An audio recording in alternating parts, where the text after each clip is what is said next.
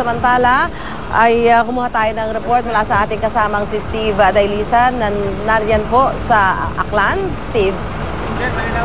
Dito sa probinsya ng Aklan, partikular sa ating kinaroroonan sa Kaliboy, nakakaranas pa rin tayo ng malakas na pagbugso ng hangin. Sa mga sandaling ito, Susan, ay bumubuhos naman itong ulan.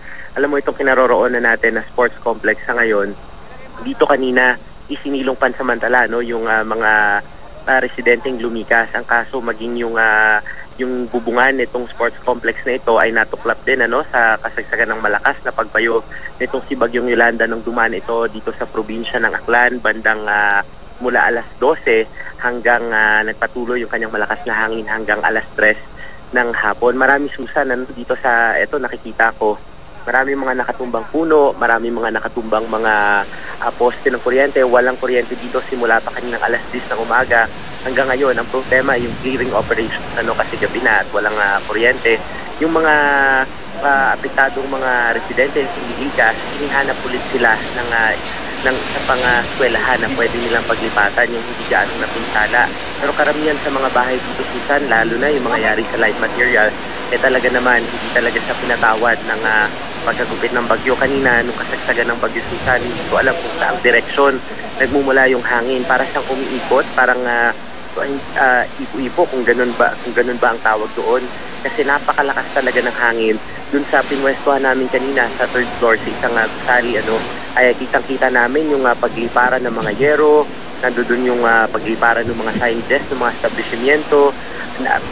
Pagkatapos nung napakalakas na pagbugso ng hangin na yun, tumambad sa atin, marami sa mga bahay nasira. Yung report na natanggap natin sa bayan ng Batan, yung mismong kanilang munisipyo doon, nawala ng bubong. Tapos sa bayan ng Madalag ngayon, ang pinangangambahan nga nila ay yung pagtaas ng tubig, kasi kapag tumaas ang tubig doon ay magdadala rin yan ng pagbaha dito sa Kalibo. Yung bayan naman ng Ibahay, Susan, ganun din ang naranasan nila. Yung mismong sports complex doon ay nagliparan din yung bubong, kaya inilipat ulit yung mga evacuees doon. Ganun din ang sitwasyon sa Boracay. Sa ngayon ay pinipilit pa ng mga taga-PDRRMC na kumontak sa Boracay. Kanina nahihirapan silang tawagan itong si Malay Mayor John Yap para nga kumustahin ang sitwasyon doon, kasi walang isang telco lamang yung merong signal. At sa ngayon, kahit yung mga taga-Boracay, hirap silang kontakin, kaya kinokontak nila yung mga yon sa pamamagitan ng radyo. Wala pa namang naiulat, Susan, na report or wala pa naiulat na casualty o namatay. Nananalangin pa rin yung provincial government na hanggat maaari, kung nasira man yung pinsala, kaya daw nilang ibangon ulit yon, wag lang daw malagas yung buhay. Sa ngayon, Susan, nakikita natin papagabi na, pero nagmo-mobilize na itong PDRRMC nila para nga doon sa clearing operations, kasi ang utos kanina ni Governor Florencio Miraflores ay i-clear na yung mga kalsada para yung mga nangangailangan ng tulong, yung mga kailangang ihatid sa ospital ay madala doon kung kinakailangan. Susan.